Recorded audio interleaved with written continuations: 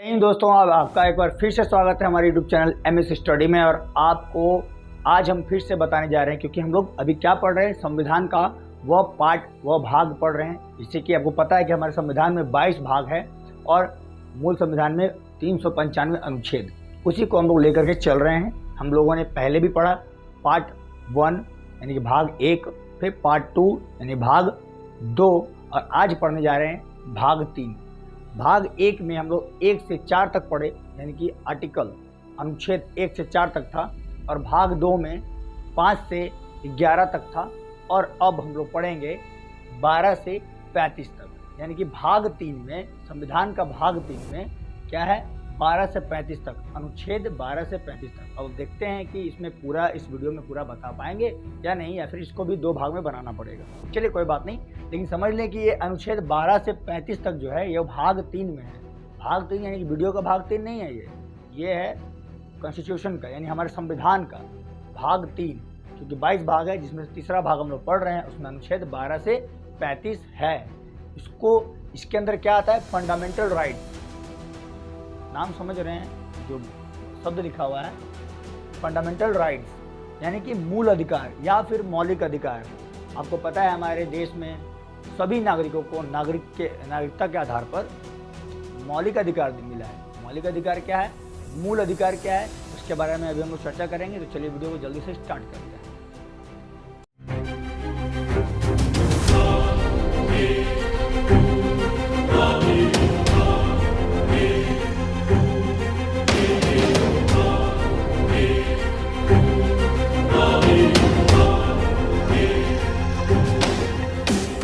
तो हम लोग जो संविधान का भाग 3 पढ़ रहे हैं, उसमें है मौलिक अधिकार के बारे में, यानी फंडामेंटल राइट्स के बारे में, जो कि आर्टिकल 12 से 35 है, यानी कि 35 तक। अब आपको बता दें कि इसमें जब फंडामेंटल राइट्स की बात करते हैं, यानी मूल अधिकार का बात करते हैं या मौलिक अधिकार का बात करते हैं, तो देखिए मूल अधिकार होता क्या है। मौलिक अधिकार होता यह है कि जब किसी भी व्यक्ति को भारत या किसी भी देश में अगर नागरिकता प्रदान होता है या नागरिक है किसी देश का, तो उसको कुछ मूल अधिकार दिया गया है। मूल अधिकार का मतलब सामान्य रूप से जीने का अधिकार दिया गया है, जिसको कोई भी व्यक्ति या कोई भी सरकार उसको छीन नहीं सकता है। बात समझ में आ रहा? यानी कि कुछ मौलिक अधिकार ऐसा है, कुछ ऐसा मूल अधिकार ऐसा है जो कि जीने का एक दिनचर्या को भी मतलब एक मूल अधिकार में लेते हैं। जैसे कि हम लोग कहीं भी घूम सकते हैं, ठीक है, कहीं भी, मतलब ऐसा नहीं कि किसी घर में घुस गए बिना पूछे, मतलब कहीं का, मतलब भारत का किसी भी स्थान पे हम लोग घूम सकते हैं, इस पर कोई रोक टोक नहीं है। अगर आप भारत का नागरिक है तो आपको बहुत सारे अधिकार भी आपको प्राप्त है। ऐसा पता है कि 6 मौलिक अधिकार है, पहले 7 था, संपत्ति का अधिकार को हटा दिया गया। ठीक है, पढ़ेंगे इसके बारे में भी डिटेल, क्या था नहीं था। लेकिन मूल अधिकार होता क्या, फंडामेंटल राइट्स के बारे में यहाँ पर बताया गया कि कौन सा आर्टिकल में क्या लिखा हुआ है। ठीक है, अब बता दें कि जैसे मूल अधिकार का सिस्टम क्या है, कि अगर किसी देश में अगर आप नागरिक हैं, तो आपको कुछ अधिकार, कुछ चीज़ें, जो बेसिक चीज़ आपको दिया जाता है अधिकार के रूप में, ताकि आप उसके आधार पर आप जी सकते हैं। यानी कि आपको वहाँ पे मतलब कि सुकून से रह सकते हैं। कहा जाता है कि भारत दुनिया का सबसे बड़ा लोकतांत्रिक देश है, और पता है कि लोकतंत्र का मतलब ही होता है स्वतंत्र, ऐसा माना जाता है, और है भी, क्योंकि हम भारत में रहते हैं और हम लोग स्वतंत्र रूप से रहते हैं। हम लोग अपने हिसाब से कहीं पे भी कोई भी कार्य कर सकते हैं, किसी भी चीज़ को हम लोग समझ सकते हैं, किसी भी व्यक्ति के पास अपने बात को रख सकते हैं, सरकार के पास अपने बातों को रख सकते हैं। तो ये सभी चीज़ें, बहुत ऐसा चीज़ है जो कि मूल अधिकार में आता है। ठीक है, लेकिन अगर इस मूल अधिकार को छीन ले आपसे, तो क्या होगा, आप कैद हो जाएंगे। आपको मतलब एक तरह का फील होगा कि आपको कोई, आप वही बोलते हैं ना, चिड़िया है या फिर कोई कबूतर, उसको जेल में डाल देते हैं ना, वो पिंजड़ा में, तो उसका हम लोग क्या करते हैं, उसका मूल अधिकार छीन लेते हैं। क्योंकि हमको पता है कि हर पक्षी क्या होता है, उड़ता है। अब पक्षी को उड़ना ही हम लोग बंद कर दे, उसको पिंजड़े में बंद कर दे, तो क्या होगा, उसका मूल अधिकार छिना गया ना। उसी तरह से हर एक मनुष्य का अपना एक मूल अधिकार है, बेसिक अधिकार है, जो कि उसको राइट मिलना चाहिए। लेकिन कई जगह ऐसा है जहाँ पे मौलिक अधिकार से भी खिलवाड़ कर दिया जाता है। कई ऐसा देश में है, भारत में कहीं कहीं ऐसा देखने को मिलता है, लेकिन हमारे संविधान के अंदर ये चीज़ नहीं है कि हम लोग किसी का भी अधिकार छीन लें। कौन सा अधिकार, मूल अधिकार, नहीं मौलिक अधिकार। ठीक है, तो फंडामेंटल राइट्स के बारे में हम लोग बात कर रहे हैं। और मूल अधिकार जो है, एक बात जान लीजिए कि आपसे ये जो मूल अधिकार है, मौलिक अधिकार है, आप सरकार भी नहीं छीन सकती है। ठीक, आस पड़ोस तो दूर की बात है, आपसे सरकार भी ये मूल अधिकार नहीं छीन सकती है, ये बात जान लीजिए। लेकिन कुछ चीज़ें ऐसा है जो कि इसके आधार पर कानून भी बनाया गया। अब ऐसा तो नहीं कि आपको स्वतंत्रता यानी मूल अधिकार मिल गया ना तो आप किसी को भी पकड़े और मारना स्टार्ट कर दिए, नहीं, ये आपका अधिकार तो उसका भी अधिकार है वापस, है ना, इक्वल अपोजिट रिएक्शन कर देगा वो। तो हम लोग फंडामेंटल राइट्स को अच्छे से समझेंगे और जानेंगे कि एक एक भाग में, इस भाग में एक एक आर्टिकल में क्या लिखा हुआ है और वो क्या कहना चाहता है, ठीक है। तो इसका सृजन आपको बता दें ये भी, ठीक है, कि ये जो मूल अधिकार है, जो फंडामेंटल राइट्स है, ये लिया गया था अमेरिका से, ठीक है, ये भी बताना मैं मतलब भूल गया था। तो बता दूं कि ये लिया गया है कहाँ से, अमेरिका से लिया गया है और अमेरिका में भी यही प्रावधान है, मूल अधिकार फंडामेंटल राइट्स वहाँ पे भी लोगों को मिला है। हम लोग का प्रस्तावना में भी जो लिखा है we the people of India, हम भारत के लोग, ठीक है, ये भी अमेरिका से लिया गया है, ठीक है। तो चलिए हम लोग फंडामेंटल राइट्स को फिर से अच्छे से और डिटेल में देखेंगे कि यहाँ पे और क्या क्या बातें हुई और संविधान में किस तरह से फंडामेंटल राइट्स को रखा गया है और लोगों को कैसे समझा जाए, लोग कैसे इसको समझें, ठीक है। तो चलिए हम लोग आगे बढ़ते हैं फिर। तो आइए अब हम लोग फंडामेंटल जो है, फंडामेंटल जो राइट्स है उसको हम लोग अच्छे से समझेंगे, लेकिन उससे पहले कुछ बातों को भी और समझेंगे, क्योंकि अभी हमने बताया आपको कि जो हम लोग का फंडामेंटल राइट्स है वो कहाँ से लिया गया था, यूएसए से लिया गया था, यानी कि यूएसए जो है यानी कि अमेरिका से, अमेरिका के संविधान से हम लोग ला करके अपने संविधान में इसको जगह दिए। वो भी कहाँ दिए, भाग 3 में, कहाँ दिए इसको, भाग 3 में जगह दिए। कहाँ से कहाँ तक, मान चलिए यहाँ पे 12 से 35 तक, ठीक है, आर्टिकल में हम लोग जगह दिए। लेकिन एक बात को आप समझिएगा कि जो हम लोग फंडामेंटल राइट्स का यानी कि जो मूल अधिकार का बात करें, ये सिर्फ व्यक्तिगत होता है, यानी कि एक किसी व्यक्ति पर इसको लागू किया जाता है। अगर किसी व्यक्ति का जो मूल अधिकार है उसको कोई भी नहीं छीन सकता है। अभी हम बताए थे थोड़ी देर पहले आपको कि नहीं कोई लोग और ना ही सरकार, ठीक है। अगर कोई लोग जैसे पड़ोसी, आपके घर के या बाहर के या कोई भी परिवार, कोई भी आपका फंडामेंटल राइट्स को नहीं छीन सकते हैं, नहीं मतलब उसको कभी भी नष्ट नहीं कर सकते, ना आपका फंडामेंटल राइट्स को छीन सकते हैं और ना ही सरकार छीन सकता है आपसे, ठीक है। तो ये फंडामेंटल राइट्स हम लोग को मिला है और उसको हम लोग समझ रहे हैं, लेकिन कुछ चीज़ों को आपको समझना भी जरूरी है। जैसे देखिए कि मान के लिए कुछ चीज़ होता है इसमें, हम 5 यहाँ पॉइंट लिखे हैं, जिसमें से नेहरू रिपोर्ट था, ठीक है। नेहरू रिपोर्ट 1928 के अंतर्गत ये फंडामेंटल राइट्स को भी उसमें रखा गया था। कराची अधिवेशन भी 1931 में हुआ था। इन दोनों के बारे में अभी हम लोग चर्चा नहीं करेंगे। बात करते हैं निलंबित के बारे में। निलंबन यानी कि जो ये फंडामेंटल राइट्स है, ठीक है, फंडामेंटल राइट्स है वो निलंबित किया जा सकता है, यानी कुछ समय के लिए उसको स्थगित किया जा सकता है, रोक सकता है। क्यों, कब, जब वो फंडामेंटल राइट ज़्यादा समाज के लिए या किसी भी वर्ग के लिए अगर बहुत ज़्यादा घातक साबित हो जाता है तो उसको कुछ समय के लिए पहले निलंबित कर दिया जाता है। लेकिन निलंबित करने का अधिकार किसको मिला है, तो निलंबित करने का अधिकार राष्ट्रपति को मिला है। यानी राष्ट्रपति क्या कर सकते हैं, किसी भी जो फंडामेंटल राइट्स है उसको वो कुछ समय के लिए निलंबित कर सकते हैं। आपको पता हो कि हम लोग का मौलिक अधिकार जो था वो 7 था, अभी 6 है, यानी एक को तो हटा दिया गया है। अब इसमें हटाने का यानी कि प्रतिबंध लगाने का, पूरा रूप से प्रतिबंध लगाने का अधिकार किसको है, संसद को है। ध्यान से समझिएगा, किसको है, संसद को है। यानी कि कुछ चीज़ों को, जैसे कि अब ये जो 3 तलाक का मुद्दा था या फिर कोई ऐसा केस जो कि सुप्रीम कोर्ट में चला गया और वो भी मतलब फंडामेंटल राइट्स को मतलब नुकसान पहुंचा रहा है या फिर किसी चीज़ की तरह से प्रॉब्लम कर रहा है, तो उस आधार पे कुछ समय के लिए राष्ट्रपति उस पर निलंबित कर सकता है, यानी कि उसको रोक सकता है। लेकिन अगर उसको कानून बनाया जाए, यानी कि वहाँ से हटा दिया जाए, अगर क्या बोल सकते हैं उसको, फंडामेंटल राइट से उसको हटाया जाए, तो वो काम कौन करेगा, प्रतिबंध कौन लगाएगा, संसद लगाएगा। संसद का मतलब लोकसभा और राज्यसभा, ठीक है, 2 सदन होता है हमारे संसद में, ठीक है। तो संसद प्रतिबंध लगा सकता है, किस पे, प्रतिबंध लगाने का, यानी कि परमानेंट खत्म करने का अधिकार किसको मिला है, संसद को। टेम्पोररी निलंबन यानी कि सस्पेंड बोलते हैं ना, कुछ समय के लिए सस्पेंड करने का काम किसको दिया गया है, राष्ट्रपति को। यानी कि यह अधिकार, निलंबित करने का अधिकार किसको है, राष्ट्रपति को। और प्रतिबंधित यानी कि प्रतिबंध यानी कि परमानेंट खत्म करने का अधिकार किसको है, संसद को, ठीक है। अब अभी तो हम बोले ना कि हमारा फंडामेंटल राइट ना लोग छीन सकता है ना सरकार, लेकिन एक समय ऐसा होता है, क्योंकि देखिए हम लोग क्या है कि हम लोग मौलिक अधिकार को लेकर के, अपने मूल अधिकार के लिए लड़ने लगते हैं, झगड़ा करने लगते हैं। कभी कभी सरकार से भी विवाद होता है, कभी जॉब को लेकर के, तो कभी किसान को लेकर के, तो कभी किसी और भी चीज़ को लेकर के विवाद होता है सरकार से। हर व्यक्तियों का, हर व्यक्ति यानी कि मतलब एक एक व्यक्ति नहीं, पूरी जनता का बात करते हैं, ठीक है। तो उसमें होता है, लेकिन कहीं कहीं अब हमने हमेशा अपना अधिकार के लिए लड़ना हमेशा सही तो नहीं है। कब? इसीलिए एक इमरजेंसी नाम का एक शब्द है, उसके बारे में भी हम लोग पढ़ेंगे। इमरजेंसी आपातकाल हिंदी में बोलते हैं इसको। इमरजेंसी भी सरकार लगाता है, जब इमरजेंसी लग जाती है उस समय मौलिक अधिकार यानी मूल अधिकार आपसे कुछ समय के लिए छीन लिया जाता है सरकार द्वारा। अब अभी तो हम बोले कि लोग नहीं, लोग छीन सकता है, नहीं सरकार छीन सकता है, लेकिन कब? सामान्य अवस्था में। लेकिन जब इमरजेंसी देश में लागू हो जाता है तो इमरजेंसी के समय आपका मौलिक अधिकार छीन लिया जाता है। यानी कि एक तरह से आपका जो 6 या 7 जो पहले था फंडामेंटल राइट्स, उसको थोड़ा देर के लिए निलंबित कर दिया जाता है। ये कौन करता है? राष्ट्रपति करता है। अभी बताया ना कि निलंबित करने का अधिकार किसको है? राष्ट्रपति को। तो सारा का सारा मौलिक अधिकार को रोक दिया जाता है। कब? जब इमरजेंसी हो देश में। अब इमरजेंसी कब लगता है इसके बारे में भी चर्चा करेंगे। थोड़ा बता दें आपको कि इमरजेंसी तब लगता है जब किसी देश से युद्ध होता हो, युद्ध हो रहा हो, या फिर कोई बड़ा मतलब कि आपदा देश पे आ गया है, तब उस समय इमरजेंसी लगाया जाता है। क्यों?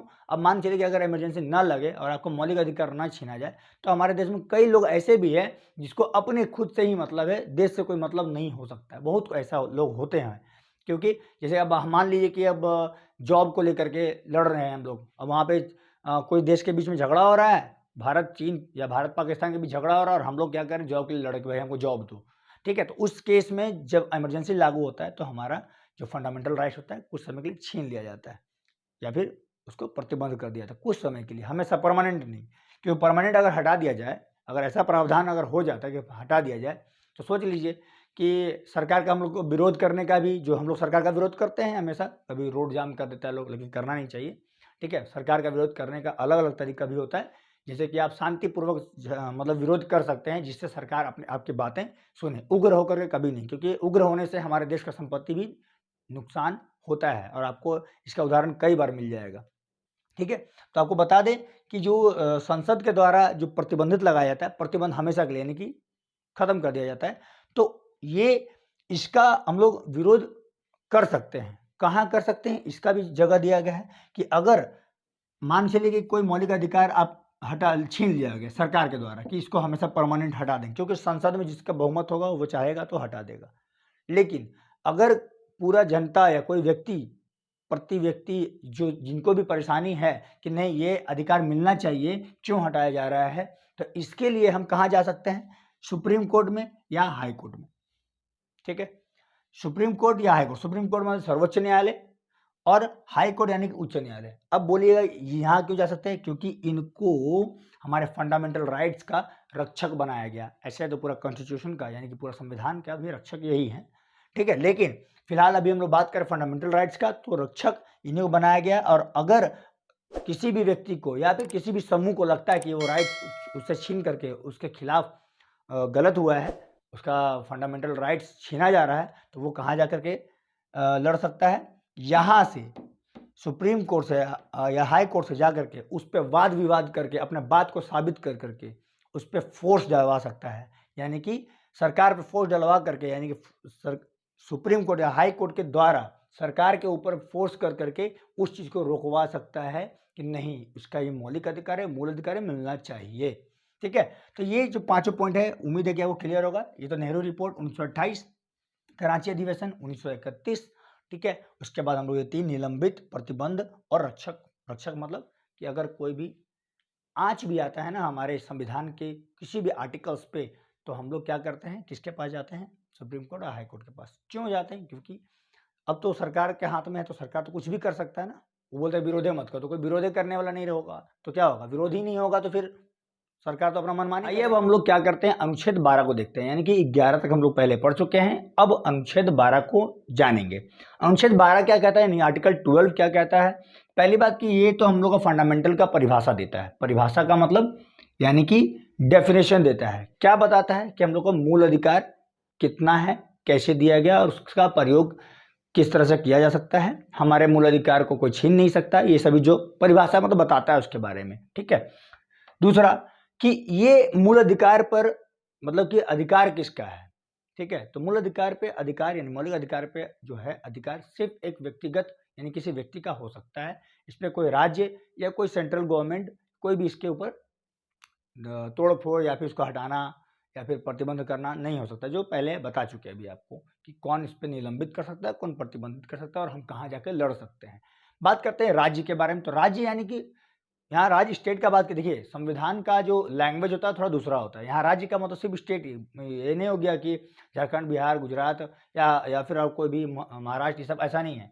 राज्य का मतलब सिर्फ बात किया जा रहा है कि कोई भी राज्य हो या फिर कोई भी जो हमारा देश है उसका बात किया जा रहा है, भारत का, कि वो क्या कर सकता है, इसके ऊपर सिर्फ कुछ कानून बना सकता है, कुछ चीज़ें दबाव डालने के लिए या फिर सही ढंग से इंसान को रहने के लिए। क्योंकि अब ऐसा तो नहीं कि सबको छूटा छोड़ दिया जाए कि कहीं भी जाके ढूंढ दो किसी को, तो वैसा नहीं कर सकते हम लोग। हम लोग का क्या है कि कुछ अधिकार दिया गया है, लेकिन कुछ अधिकार पे थोड़ा सा रोक रुकावट है ना, जैसे कि ट्रैफिक पुलिस में दाएं बाएं करते रहता है। ऐसा तो नहीं कि ट्रैफिक पुलिस पूरा गाड़ियाँ रोक दिया कि जयवे मत करो, ऐसा कुछ नहीं कर सकता। तो राज्य में भी यही सिस्टम है, ठीक है। तो राज्य यानी कि गवर्नमेंट, सेंट्रल, ठीक है। स्टेट जो राज्य है, स्टेट का मतलब राज्य, ये राज्य नहीं जो हम लोग पढ़ते हैं, लेकिन फिर भी उसको अधिकार मिला है कि कुछ चीज को मतलब प्रतिबंध कर सकता है। मूल अधिकार को छेड़छाड़ नहीं कर सकता वो, जो हम लोग को मौलिक अधिकार जो मिला है, मूल अधिकार मिला है, उसको छेड़छाड़ नहीं कर सकता, लेकिन उस पर किसी तरह का लोगों पे दबाव बना सकता है, थोड़ा बहुत इधर उधर ढंग से रहने और जीने के लिए। दूसरी बात, इसमें अधिकार किसको किसको मिला है, तो केंद्र, राज्य या लोकल गवर्नमेंट। केंद्र यानी सेंट्रल गवर्नमेंट, राज्य यानी कि स्टेट गवर्नमेंट जिसका बोल सकते हैं, और लोकल गांव शहर का मतलब क्या, गांव में पंचायत होता है, शहर में मेयर, डिप्टी मेयर वगैरह होता है सभी, ठीक है। तो इन लोगों का कुछ कुछ अधिकार है। जैसे कि ऐसा नहीं कि आप कोई भी काम को कर रहे हैं, मान के चलिए ये हम यहाँ पे कोई जिस जगह में रहते हैं वहाँ पे हमको घर बनाना है, तो हम लोग घर क्या एक सही जगह पे बनाएंगे, जहाँ पे जमीन है हमारा वहाँ पे बनाएंगे। ऐसा तो नहीं कि जमीन के 4 फुट निकल के बाहर भी बना लिए, सड़क पे गाड़ी पार हुआ तो मार दिया तो घर भी टूट गया, ऐसा कुछ नहीं कर सकते। क्यों?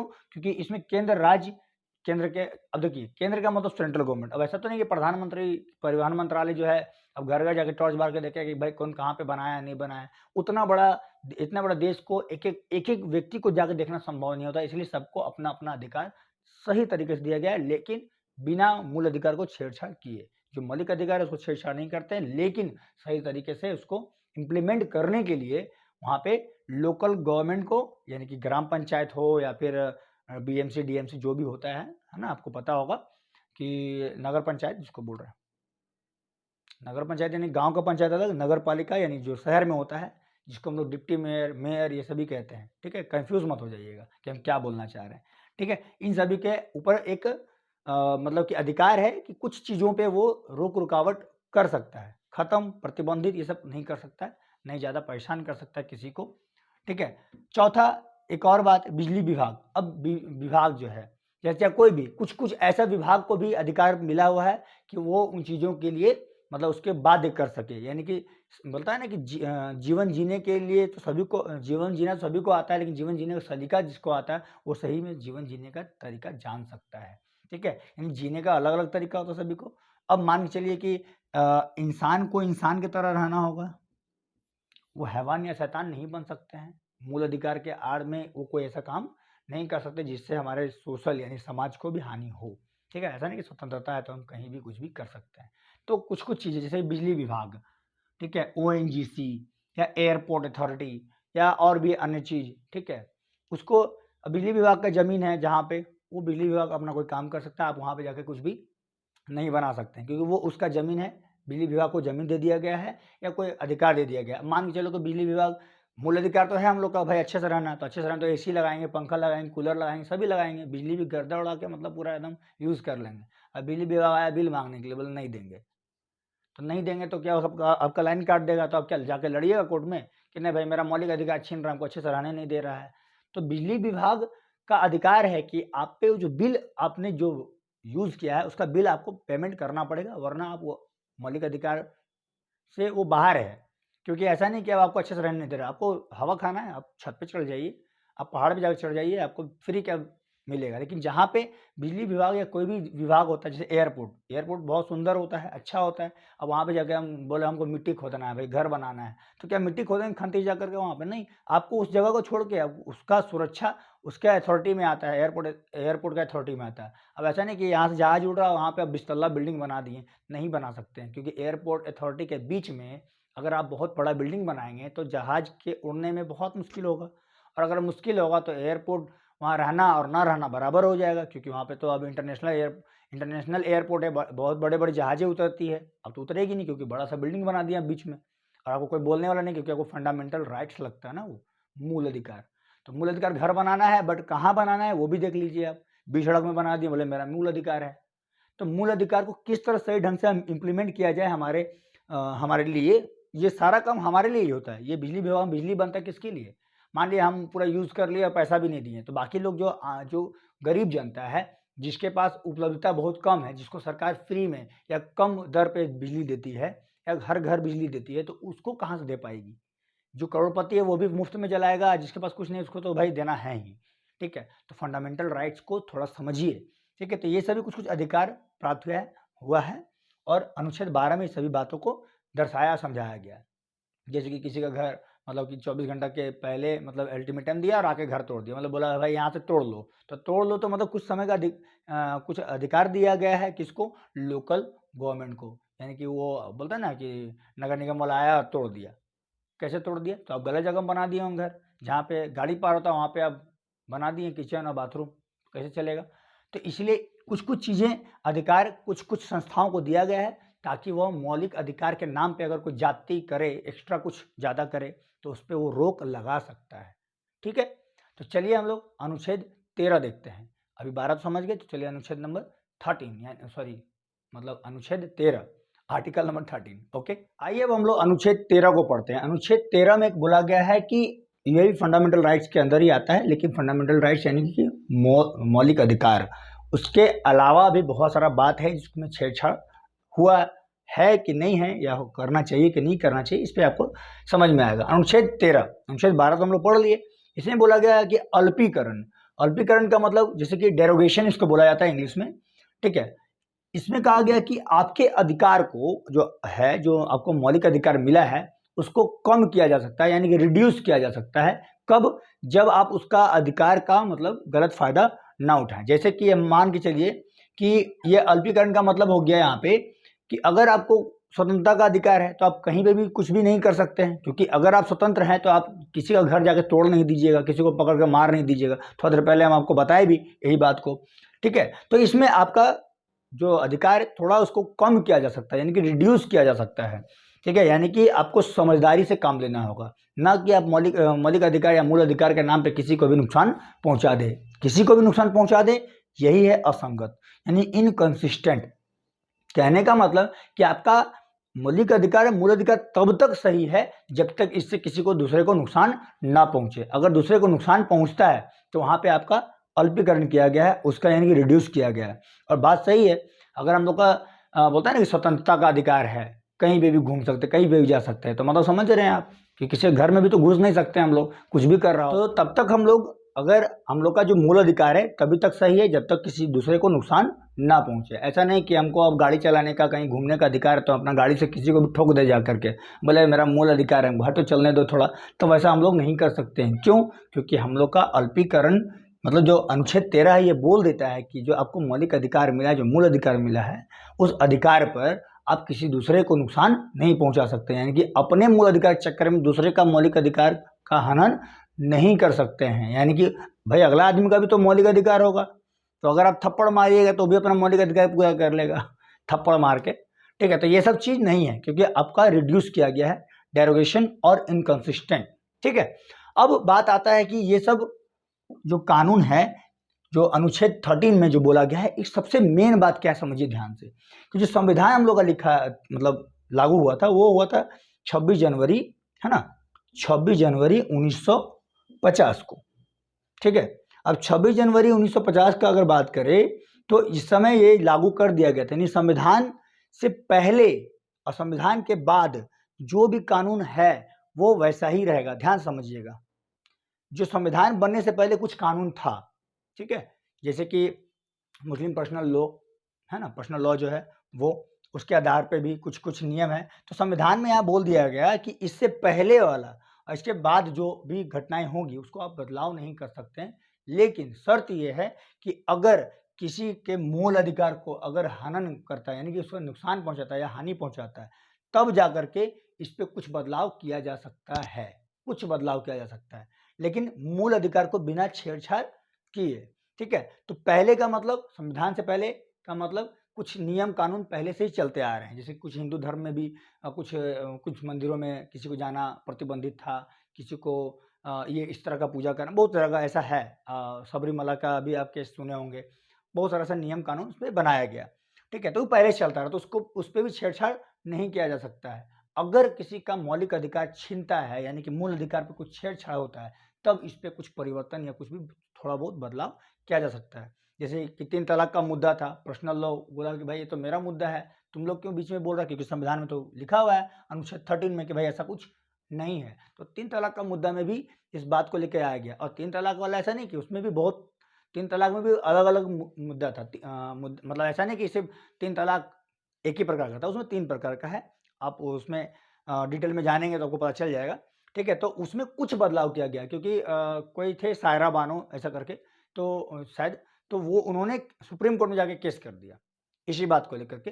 तो उसमें क्या हुआ कि उनको मूल अधिकार यानी मौलिक अधिकार का हनन हो रहा था, इसके आधार पर कुछ चीज़ों का बदलाव किया गया। ठीक है, ऐसा नहीं कि पूरा का पूरा मतलब कानून ही हटा दिया गया। ये सब सिर्फ बात कहने का है और बात बहुत हवा में मतलब बनता है। ठीक है, तो अब एक्चुअल बात पे जाइए, हवा पे मत जाइए। ठीक है, बात करते हैं बाद में, यानी कि जो बनाया गया था, जो संविधान बनाया गया था, देखिए इस पे बहस बहुत खतरनाक हुआ था। क्योंकि आपको बता दें कि हमारे जो संविधान सभा के जो अध्यक्ष थे डॉक्टर राजेंद्र प्रसाद, और भी जो संविधान बनाने वाले थे, जो कि कहा ना प्रारूप समिति के अध्यक्ष जो थे डॉक्टर भीमराव अम्बेडकर जी, उनके द्वारा और भी जो सदस्य थे जो संविधान बना रहे थे, समझिए कितना सोच समझ के, कितना ताकत दिमाग बुद्धि लगा करके बनाया गया और कितना ज़्यादा इस पे बहस चला हुआ, तब जाकर के हम लोग का संविधान तैयार हुआ।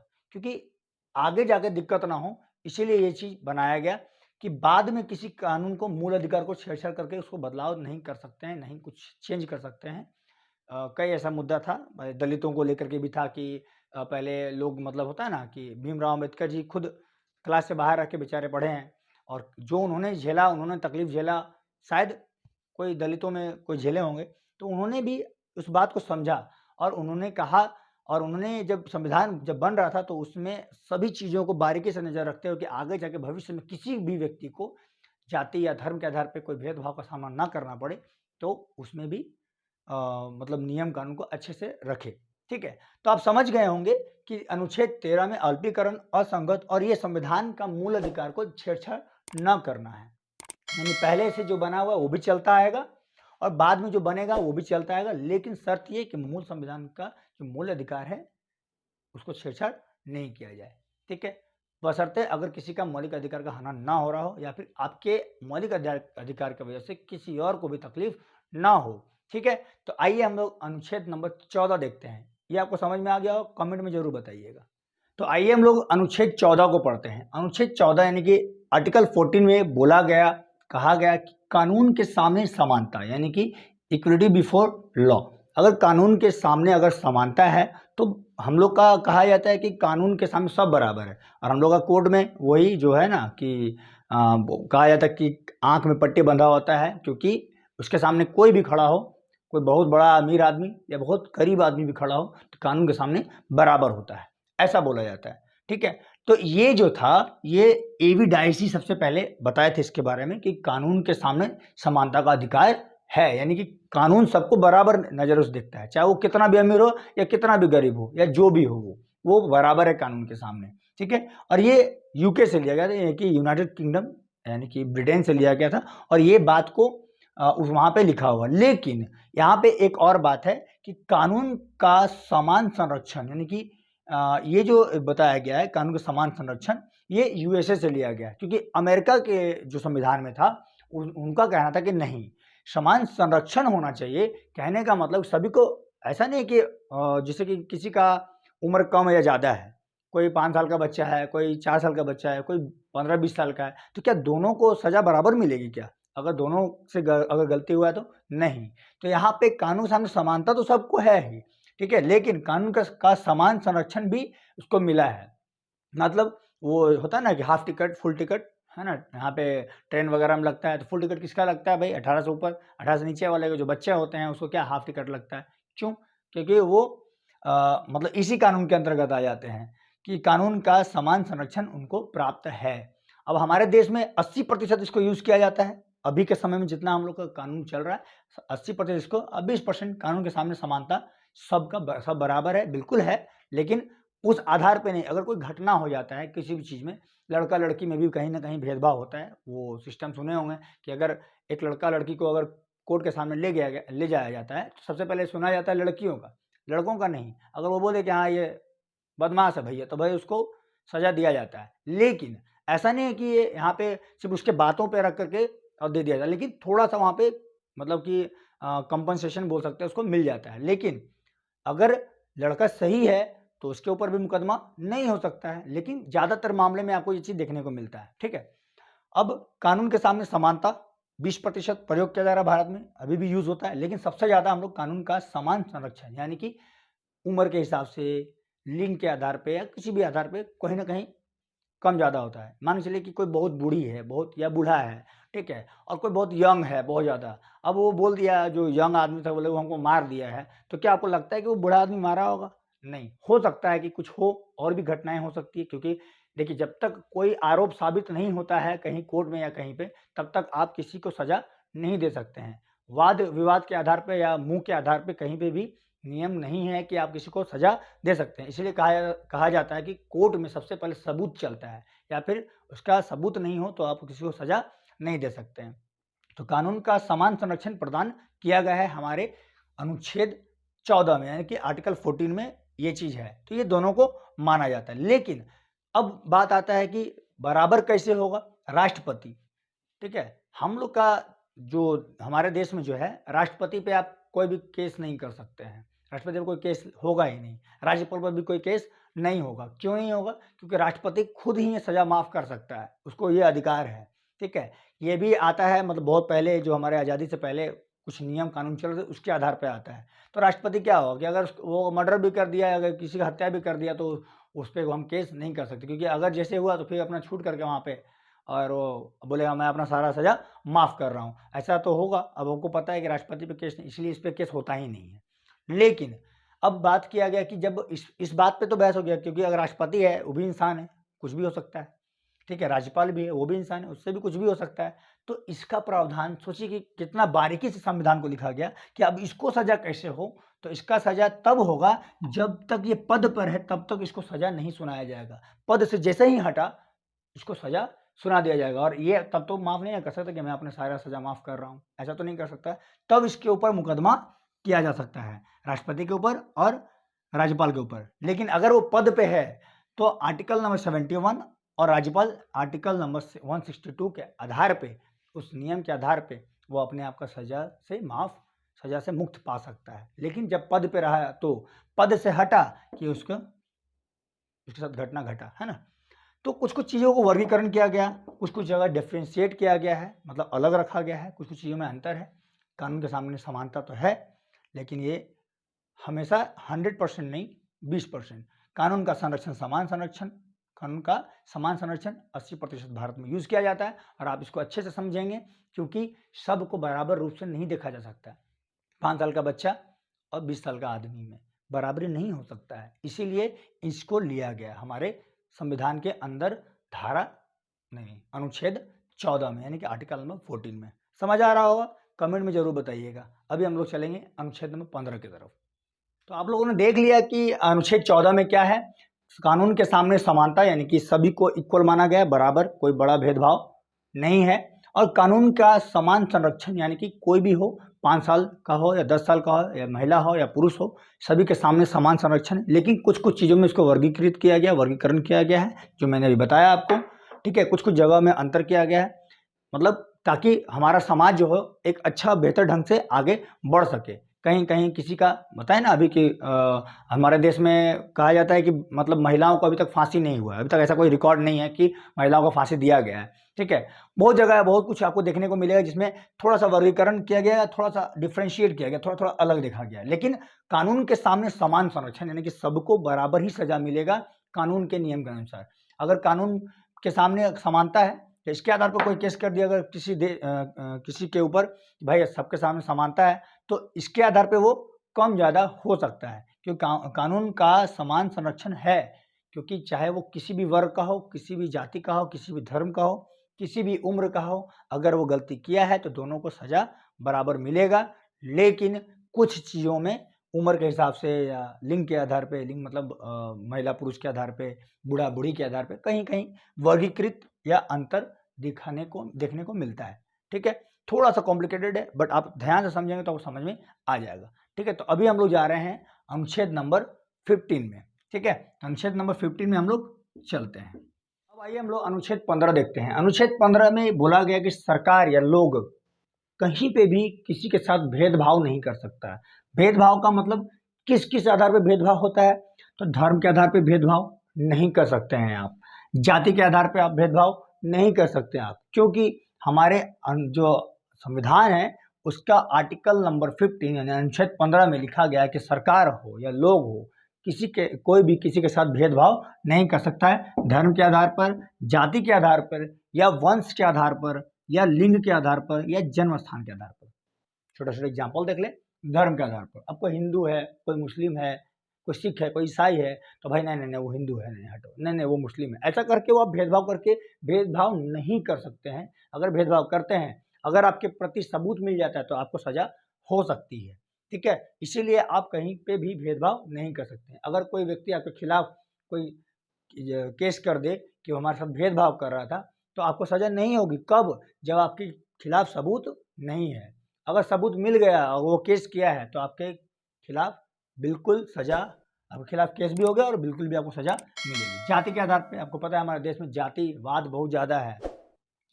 ब्राह्मण, राजपूत, क्षत्रिय जिसको बोलते हैं, और अन्य दलित, ये सभी चीज़ों को लेकर के ऊंच नीच भेदभाव करके बहुत सारा जाति को लेकर के हमारे देश में बहुत विवाद रहा और जाति के आधार पर आज भी लड़ाई छिड़ा हुआ है। ठीक है, कुछ लोग समझने के लिए तैयार ही नहीं रहता है तो कुछ कह भी नहीं सकते हैं। तो जाति के आधार पर हमारे संविधान में ये भी लिखा है कि अगर जाति के आधार पर अगर भेदभाव आप करते हैं तो आपको सजा होगी अगर आपके खिलाफ सबूत है।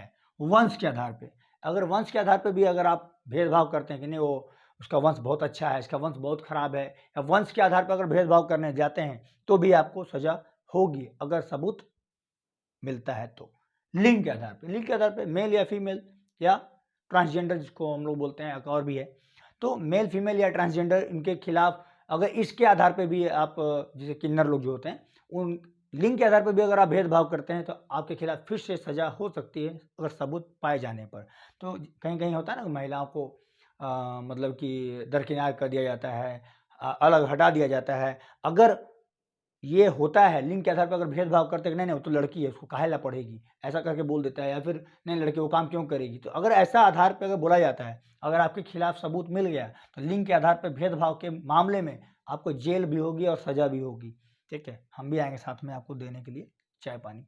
ठीक है, तो नहीं करना चाहिए लिंग के आधार पर, आपको बिल्कुल भी क्या उसको बोल सकते भेदभाव नहीं करना। और जन्म स्थान के आधार पे देखिए हमारे यहाँ ये भी है कि बिहार का है तो झारखंड का है तो यूपी का है तो भाई दक्षिण भारत का है तो उत्तर भारत का है ना, ऐसा बोल के बहुत विवाद होता है। महाराष्ट्र में कई बार इस बात पे भी विवाद हुआ, बिहारी है, यहाँ पे भी बहुत सारा चीज़ को देख के बोला गया कि अरे झारखंडी है तो वहाँ बिहार में है तो बिहारी है, ऐसा करके मतलब जन्म स्थान के आधार पर भी विवाद हुआ। और अगर जन्म स्थान के आधार पर अगर आप विवाद करते हैं और झगड़ा करते हैं, अगर आप भेदभाव करते हैं तो आपके खिलाफ फिर से सबूत मिलने पर आपको सजा होगी। यानी कि अनुच्छेद 15 बोलता है कि सरकार या लोग जो जनता है वो कभी भी इन 5 आधार पे कभी भेदभाव आपसे नहीं कर सकती है। मतलब 5 ही नहीं, अगर कुछ और भी होगा तो उसके आधार पे भेदभाव आपके साथ नहीं करना चाहिए, नहीं होगा। अगर ऐसा होता है, अगर आपके खिलाफ सबूत मिलता है तो आपको सजा जरूर होगी। लेकिन कुछ कुछ पॉजिटिव थिंक भी है। पॉजिटिव का मतलब कुछ कुछ सकारात्मक सोच भी है। अगर भलाई के मामले में अगर आप भेदभाव करते हैं तो किसी का भला हो रहा है वहाँ पे अगर आप भेदभाव करते हैं तो अच्छा है, बशर्ते उसको तकलीफ नहीं होना चाहिए।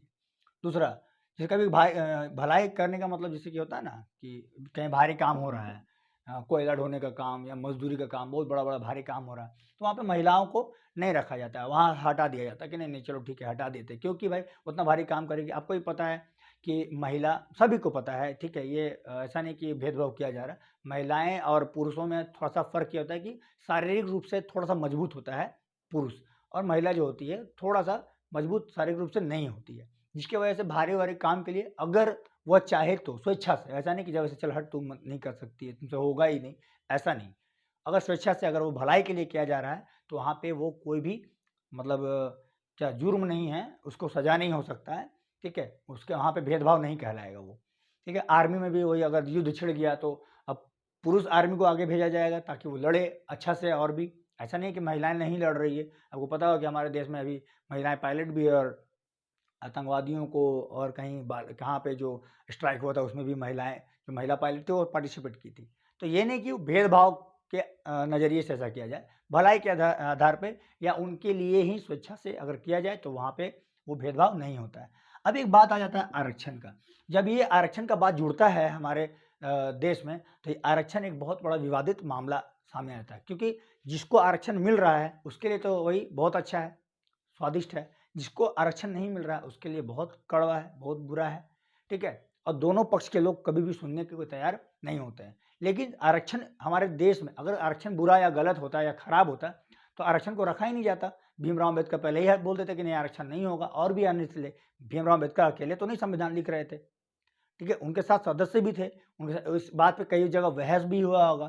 तो आरक्षण इसलिए रखा गया कि हमारे समाज को बराबर देखा जाए, ठीक है? हो सकता है पहले के लोग कोई लोग बहुत ज़्यादा अमीर थे तो वो बहुत ज़्यादा संपन्न थे, कुछ लोग संपन्न नहीं थे, जाति या किसी आर्थिक स्थिति से बहुत पिछड़े रह गए। तो जो आगे बढ़ रहे हैं या जो बहुत आगे चलते चले गए, जिनको बहुत कुछ मिला हुआ है, जिनके पास संपत्ति है, जिनके पास ज्ञान है, वो आगे बढ़े, बिल्कुल बढ़े, उनको मना नहीं है, इनको रोका नहीं जाता है। आरक्षण इनको रोकने के लिए नहीं है, इनको जो दबे कुचले थे, तो सिर्फ दलित ही दबे कुचले नहीं थे, लेकिन थे, ठीक है? इसीलिए जो दबे कुचले थे हमारे संविधान में ये लिखा हुआ है, उनको आगे बढ़ाने के लिए, आगे बढ़ने के लिए मौका दिया जाए। आपको पता है कि ओबीसी को भी आरक्षण है, ठीक है? दलितों को भी आरक्षण है, एससी एसटी को भी आरक्षण है, तो इसको बढ़ाने के लिए हुआ। अब आपको पता होगा कि ईबीसी भी आया है, इकोनॉमिकल बैकवर्ड क्लास जो है ना उसमें, क्योंकि जो आर्थिक रूप से पिछड़ा हुआ उसको भी बढ़ाने के लिए सरकार उसको आरक्षण दी है। आपको पता होगा, अगर आप पेपर वगैरह पढ़ते होंगे, न्यूज़ सुनते होंगे तो आपको पता चला होगा, ठीक है? तो आरक्षण इसलिए दिया जाता है ताकि जो पीछे रह गए हैं उनको आगे बढ़ने का मौका मिले, और जो आगे बढ़ गए हैं वो आगे बढ़े ना, कोई दिक्कत नहीं है, उनको मना नहीं किया जाता है। लेकिन अभी भी आरक्षण पे विवाद है और कई जगह विवाद के कारण झगड़ा भी हो जाता है, जो कि सही नहीं है, ठीक है? क्योंकि भेदभाव यहाँ पे भी आरक्षण के आधार पर भी हो जाता है, किसी का मानसिकता पर भी निर्भर करता है, लेकिन ऐसा नहीं है कि आरक्षण ले लेने वाले या आरक्षण जिनको नहीं मिलता है वो दोनों अलग हैं, ठीक है? बस उनको समाज में बराबर रहने का, समान रहने का और इक्वलिटी का उनको अधिकार है, इसीलिए इक्वल लाने के लिए ये आरक्षण संविधान में जोड़ा गया था, ठीक है? तो आइए अब हम लोग पढ़ेंगे अगला अनुच्छेद नंबर 16, ठीक है? लेकिन एक काम करते हैं, इसको यहीं पे ब्रेक मारते हैं और अनुच्छेद 16 से हम लोग अगला वीडियो में देखेंगे, ठीक है? क्योंकि अगर ज़्यादा हो जाएगा तो आपको शायद समझ में ना आए, तो आप अगला वीडियो का इंतज़ार ज़रूर कीजिए और अनुच्छेद 16 से हम लोग वहाँ पे भी पढ़ेंगे, ठीक है? तो उम्मीद करता हूँ कि अनुच्छेद 15 तक आपको अच्छे से समझ में आया होगा, और अगर आपको समझ में आया तो हमारे कमेंट बॉक्स में ज़रूर बताएँ। फिर से मिलेंगे हम लोग अनुच्छेद 16 के साथ, आगे 35 तक शायद उसको भी 2 पार्ट में लेके आएँ। तब तक के लिए जय हिंद, जय भारत।